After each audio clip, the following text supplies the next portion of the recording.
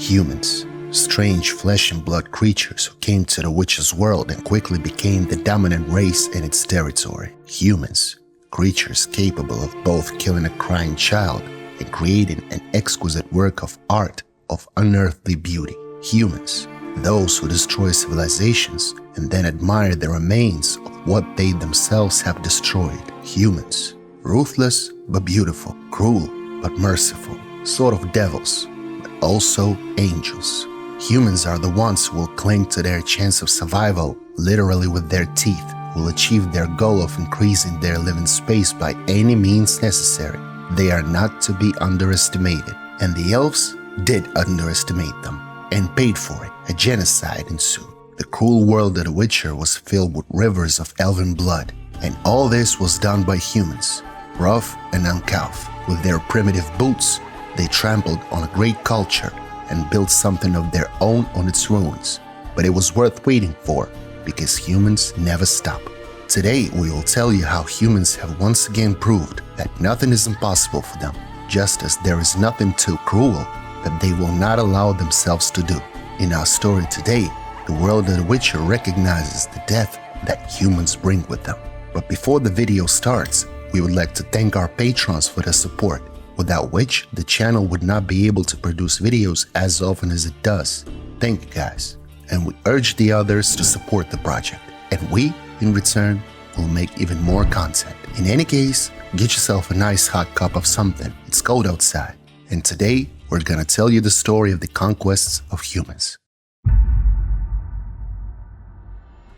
We're going to start this video from a distance, in order to better connect it with the previous part of our history of the Witcher world. Do watch it, by the way. So we begin by describing the position of sorcerers, for it was the sorcerers who were the first link between humans and elves. The sorcerers asked the people of Scoia'tael for help. The sorcerers asked the elves for help.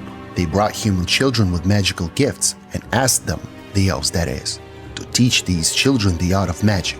The elves agreed, hoping to make friends with humans.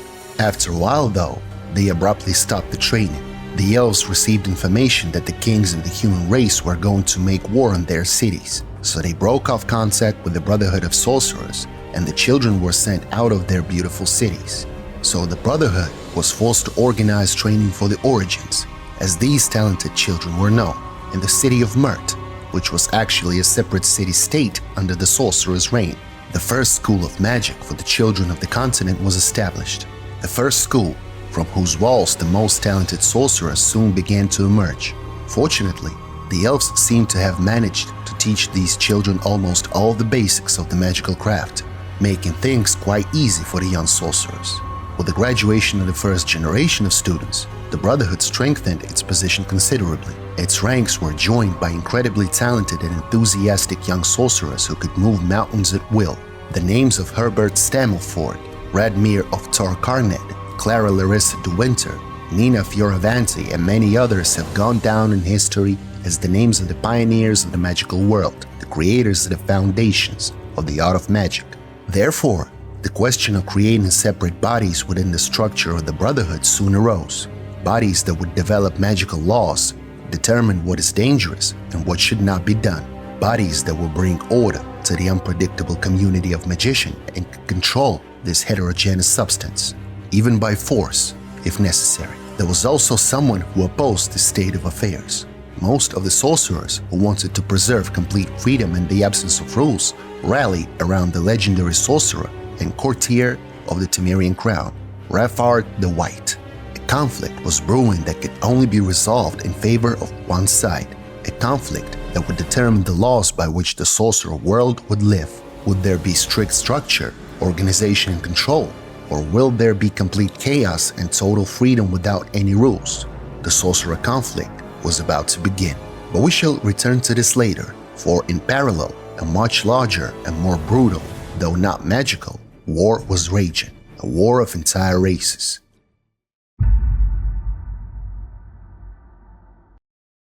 In the previous video, we told you about all the prerequisites for the start of a brutal war between humans and elves. However, we would like to briefly remind you of them. The first states of the humans were formed and strengthened. They were no longer afraid of the new world and got used to it. They began to regard this land as their own. In their eyes, only the elves were worthy rivals. So war was inevitable. There were two main reasons for its outbreak: the humans' desire to expand their living space, and the complete unpreparedness of the elves for any aggression, their carelessness and arrogance. For hundreds of years without war, the elves believed in their specialness, that no one dared to attack them, and certainly no one could defeat them. That is what they thought. The unwillingness to seek understanding, the ambitions of humanity, the enormous cultural differences between the races of humans and elves. The conflict was simply bound to happen. We don't know the exact day this war began, nor if the humans gave the elves any ultimatums, or came to them with demands or proposals. We can only assume, and we do assume, that most likely nothing of the sort happened. Humans do not need reasons to kill, to burn, and to commit atrocities. It is simply an aspect of human nature, uncontrolled, meaningless rage that blinds the eyes and shuts off logical thought, leaving only instinct, the desire to destroy at all costs the one you have chosen as your enemy. It all began with the name of Marshal Milan Raupenneck of Tredegor, a commander commissioned by King Radovid of Novigrad, who was in charge of Novigrad at that time. For some reason unknown to historians, that is, this man, Raupenneck, was imbued from head to toe with the hatred for the Elven people. So when Radovid of Novigrad decided to annex the new Elven lands, Raupenneck was able to indulge his sadistic tendencies. With his army and authority in hand, the commander led his men forward, right into the weakly defended Elven cities. Thus began the Great First War between humans and elves. No, let us paraphrase it: the First Great War. The first, though not the last, and probably the bloodiest in the history of these confrontations. The human armies attacked unexpectedly, so that the elves could not resist. It is likely that the elves had almost no regular army. Their cities were not walled, because elves simply did not build fortresses, and they had no engineering structures necessary for defense. The elves were confident in their strength. Before the arrival of humans, no one on the continent could compete with them, and humans seemed so weak and clumsy. Elves, on the other hand, possessed magic, could boast of centuries of culture, scientific discoveries, etc. But none of this could deter the rigid ranks of the human army. All this was powerless against the unconditional and unreasonable human rage. The humans literally swept away the fragile elven cities and drove the elves far beyond the mountains. These clashes can hardly be called battles. They have not even been recorded in history. Raupenneck's forces destroyed everything in their path. They left no stone unturned from the fragile elven palaces. They razed majestic amphitheaters to the ground, burned libraries, looted temples. They carried with them death, fear, and wild, frenzied cruelty. If the elves still hoped to somehow come to terms with the humans, Raupenneck's actions shattered that hope. In the first major cities on his way, Muinne and Est Hamlet, Raupenneck committed a veritable massacre. The marshal ordered his men not to spare women, children, or the elderly. It was an order for the total extermination of all living things. The humans did not need prisoners, nor elves for their carnal needs, nor slaves. All they needed was blood, and the more, the better. Screams and cries filled the streets of Muinne and Est Hamlet. And then there was silence. It was ringing and piercing, the silence of absolute death. A few months earlier, these streets had been filled with laughter, not only the laughter of the elves, but also the laughter of the humans of the origins, the children whom the first sorcerers had brought to the elves for training, and whom the elves had taught magic in good faith. It is true, the sorcerers did not participate in the slaughter of the elven cities, but neither did they actively oppose it. They did not stop Raupenneck from filling the rivers of the continent with elven blood. There are legends that the elven corpses were dumped in huge mass graves after the massacre, or piled in huge heaps and burned. These fires were so huge that they could be seen for miles around. Perhaps the elves who managed to escape saw these fires. It was a shock, a horror, and a despair unlike anything the elves had ever known. All their magic was powerless, for the humans were willing to make great sacrifices to achieve their mad goals. City by city, Raupenneck's forces advanced eastward, leaving only ashes and death in their wake. At this rate, there would soon be nowhere to run, so it was near a city called Scoia'tael, one of the largest and most majestic of the elven cities, that the elves finally gathered to fight back in a great and terrible battle against the invasion. Scoia'tael was Shade's most magnificent creation. It was rumored to be more beautiful than even Tir Nalia. It was the heart of the elven civilization on the continent, and the elves had to protect it. They were still outnumbered. They were still no match for the trained, battle-hardened, and ruthless humans. But this time, there was a battle that gave them the confidence that resistance matters. Where there is resistance, there is hope. In that battle, the humans won. They won by a landslide. It was just another massacre. But in the end, they suffered heavy losses and had to stop. They were already a considerable distance from their homeland, in areas not yet visited. These lands would later become the Kingdom of Caitwen, but for now they were still entirely elven. Eventually, the humans agreed to negotiate. The elves could not dictate their terms in these negotiations, but the threat of total annihilation was finally lifted. Negotiations were also held with the rulers of Aedirn. Abrad the Old Oak, in his last years, fulfilled the mission of his life, having expanded the borders of Temeria in parallel with Raupenneck's campaign, capturing large cities that would become the Pearls of Temeria: Vizima, Maribor, and Elendar. Of course, the humans would never give up what they had conquered. The elves agreed to give up their western settlements and stay east of the mountains. Scoia'tael remained behind them, almost the westernmost point of their possessions.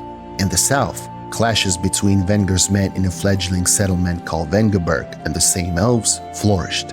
Wenger also managed to expand his possessions and create a kingdom called Aedirn. Thus, by the middle of the 9th century, the political map of the continent had changed drastically. The world of the elves gave way to the world of humans, and the rivers of blood of elven children were the price.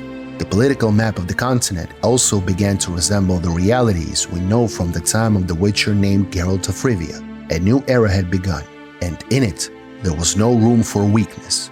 An endless chain of war, hatred, and death ruled the continent, a chain forged by humans, a chain that could never be broken.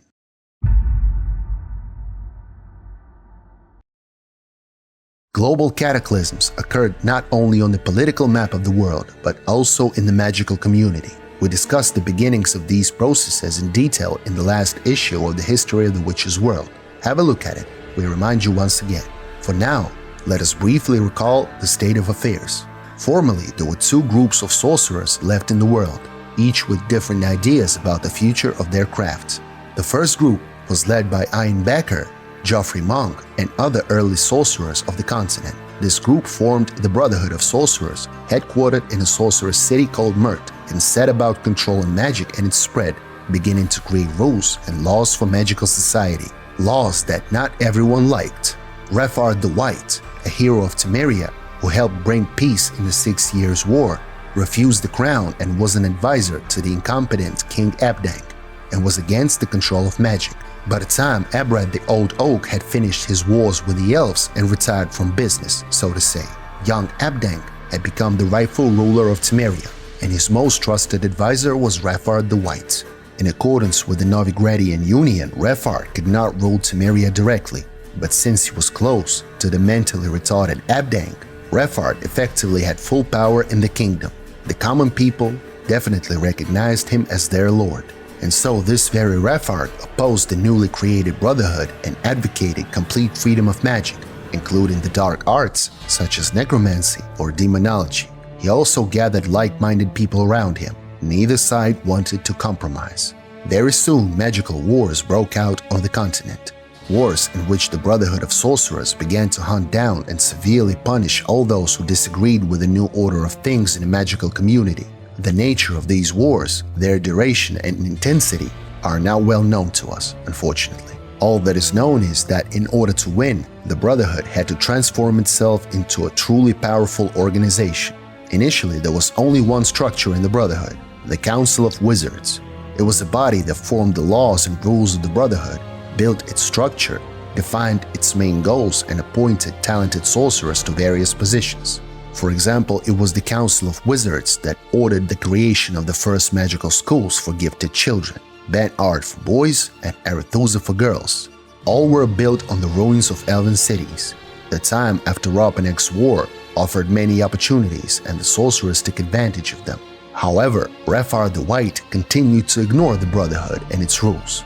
Many of the students of the new schools were also tempted by the forbidden knowledge, and it was simply impossible to control everything without an executive body, and the Brotherhood realized that it could not rely on goodwill. And thus, alongside the Council of Wizards, the Brotherhood soon established a chapter of sorcerers, a chapter that was even more powerful than the Brotherhood, a chapter that really began to fight against dissidents. The last straw for the start of the chapter's activities was the death of Ian Becker under mysterious circumstances. With a magical war going on around them, the culprits were quickly identified and the chapter began to act harshly. They were ready to avenge the death of the first sorcerer in human history and the founder of the Brotherhood. The most talented magician of the first generation led the chapter: Ivor Richer, Herbert Stammelford, and Agnes of Glanville. The Council of Wizards, which remained an important part of the Brotherhood, was led by Geoffrey Monk, Aurora Henson, and Radmir of Torcarnet. Thus was born the most powerful sorcerer organization in history, an organization that would exist for hundreds of years. By instituting harsh methods to identify and punish the disobedient, and by hunting down quote-unquote renegades, the chapter cut off the path to possible reconciliation.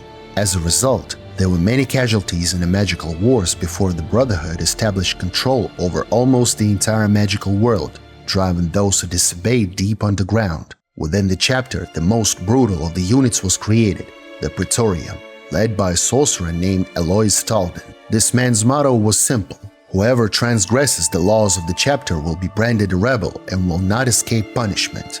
For the Praetorium, the investigative arm of the chapter would pursue them to the ends of the world and will not spare the renegades. By fire and sword, the chapter purged the ranks of the renegades, and when Reffar the White was finally captured, tried and executed, organized resistance ceased altogether. The Brotherhood of Sorcerers won the war and established their own order. An order that forced sorcerers such as the creator of the Witchers, Ulzer, to operate underground and outside the law. We will be talking about Ulzer in one of the next videos, so stay tuned. An order that ensured stability in the ranks of the sorcerers for many years.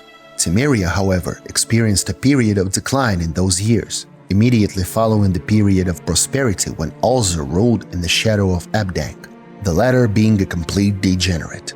Reffar the White interested the king in alchemy to keep him out of politics, and the politics was handed to Reffar. However, after the latter's death, Abdank was forced to give orders and sign agreements. This cost Temeria dearly. After the death of the Mad King, a great civil war began in Temeria, the War of the Daggers.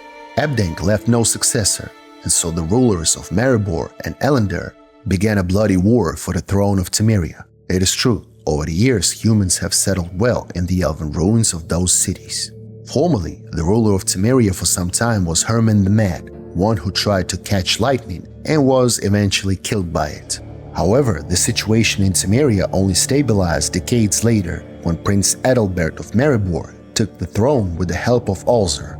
The ordinary people who loved Reffar remembered this, and in many places on the continent, the love for the sorcerers was replaced by hatred for them and their chapter. This lesson was also taken into account by the Brotherhood and the Council of Wizards.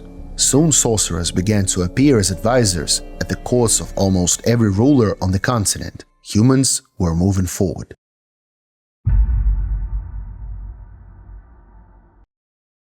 And so, according to the accepted chronology, it is the middle of the 9th century. The 6 Years' War is over. Raupenneck's campaign is over as well. The elves have been pushed far to the east, and their civilization is suffering.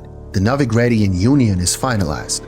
The Brotherhood of Sorcerers is founded. The magic world submits to the new order. Ben-Art and Arethusa are founded as well. The kingdoms of Temeria, Redania, Centra, and Aedirn are strengthened on the map. The coast is still terrorized by the Skellige pirates. There are rumors from the south of astonishing states: Nazir, Metina, Dusain, Nilfgaard. What are their state principles? How do they develop? What do they want? What is their culture and who are their enemies? How did they appear and how did they survive?